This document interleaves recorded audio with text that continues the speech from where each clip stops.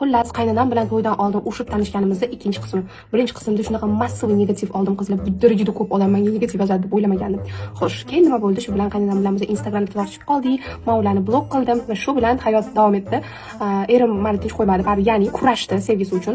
Undan keyin shu bilan qaynonam ham o'g'liga qaragan, chota voz kechmayapti, уже necha marta harakat qildik deb, keyin уже rozi bo'ldi. Ishoninglar, men o'sha payt shokdaman, что rozi bo'lganlariga.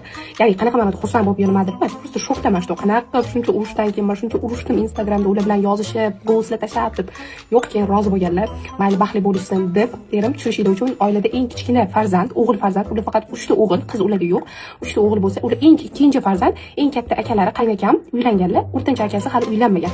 O'rtancha akasidan oldin uylanish payiga tushdilar va qaynonam sovchiligiga kelishlari kerak edi bizanikiga.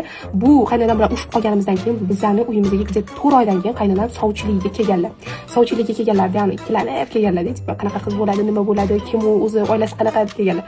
Kelganlar, oilamiz bilan oilamiz ko'rishgandan keyin gaplariga to'g'ri kelgan, bir-biriga mos oila bo'lgan, lekin qaynonam shunda ham qanaqadir sal cho'chib turganlar, qo'rqib turganlar. Meni ko'rganlar, birinchi marta xonamga bostirib kirganlar, ya'ni kelinni ko'rsam maylimi deganlar deb, mayli deganlar. Tasavvur qilinglar, men qaynonam bilan qanaqa urushganman. Xonamga kirib kelganlar, hijob sotilgan bo'lganman, sochimni zajimga olingan. Ko'rganlar, yaxshi gaplashganmiz. Xuddi bir hech nima bo'lmagandek, urushmagandek gaplashganmizdek.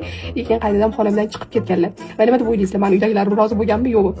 Конечно, rozi bo'ladi, chunki ikkita sevishib yurgandan keyin rozi bo'lmasdan iloji yo'q, lekin birinchi martasida sразу non sindirish unaqa narsalar bo'lmagan. Qisqa qilib aytganda bizani unashtirishgan, lekin uchinchi qismi undan ham qiziq, sababi biza unashtirishgandan keyin shunda ham biz amin bo'lmaganmiz erim bilan. Bizni hech kimga aytmasdan ZAGSdan o'tganmiz.